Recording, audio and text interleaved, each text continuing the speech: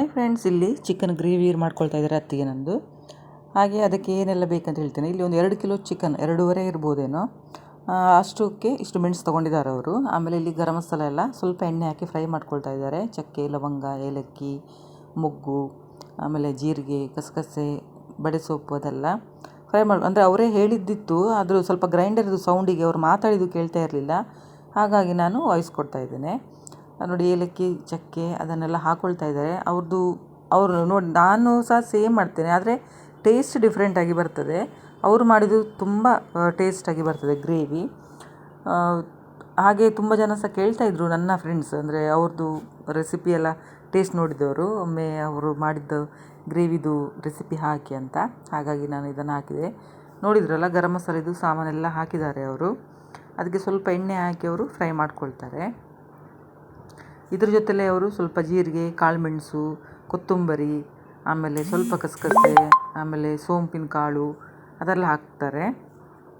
ಆಮೇಲೆ ಇಲ್ಲಿ ಅವರು ತೆಂಗಿನಕಾಯಿ ಇದು ಫ್ರೈ ಮಾಡ್ಕೊಳ್ಳೋದಿಲ್ಲ, ಮೆಣಸೆಲ್ಲ ಫ್ರೈ ಮಾಡ್ಕೊಳ್ತಾರೆ, ಮತ್ತು ಇದು ಗರಂ ಮಸಾಲೆ ಎಲ್ಲ ಫ್ರೈ ಮಾಡ್ಕೊಳ್ತಾರೆ.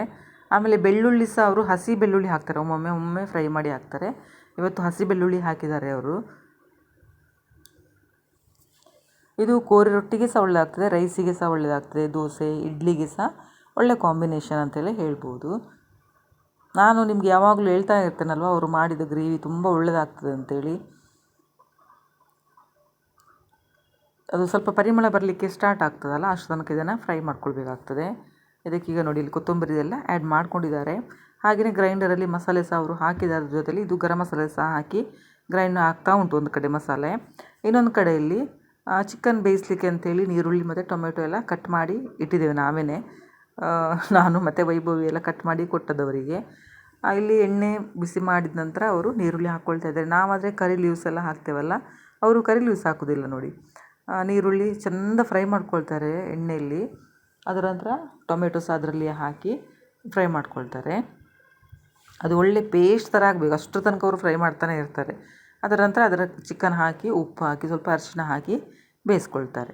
ಅದು ಬೆಂದ ನಂತರ ಮಸಾಲೆ ಅದಕ್ಕೆ ಆ್ಯಡ್ ಮಾಡ್ಕೊಳ್ತಾರೆ. ಇಲ್ಲಿ ಮಸಾಲೆ ಸಹ ಆಯಿತು. ಈಗ ಮಸಾಲೆ ತೆಗೆದು ಸಹ ಅವರು ಇದಕ್ಕೆ ಚಿಕನಿಗೆ ಹಾಕ್ಕೊಳ್ತಾರೆ.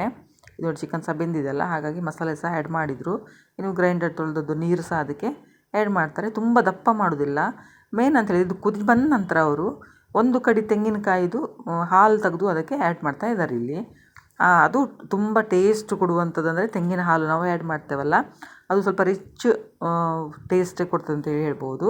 ಇಲ್ಲಿ ಗ್ರೇವಿ ಸಹ ರೆಡಿ ಆಗ್ತಾ ಉಂಟು. ಅದು ರೆಡಿ ಆದ ನಂತರ ನಮಗೆ ಊಟ ಸಹ ಅವರು ಬಡಿಸಿದರು. ಇದು ಬಾಡೂಟ ಅಂತಲೇ ಹೇಳ್ಬೋದು. ಪ್ಲೀಸ್ ಲೈಕ್ ಮಾಡಿ, ಶೇರ್ ಮಾಡಿ, ಮತ್ತು ಸಬ್ಸ್ಕ್ರೈಬ್ ಮಾಡೋದನ್ನು ಮರಿಬೇಡಿ. ವಿಡಿಯೋ ಹೇಗಿತ್ತು ಅಂತೇಳಿ ಕಮೆಂಟ್ ಮಾಡಿ ಹೇಳಿ. ವಿಡಿಯೋ ನೋಡಿದ್ದಕ್ಕೆ ಥ್ಯಾಂಕ್ ಯು.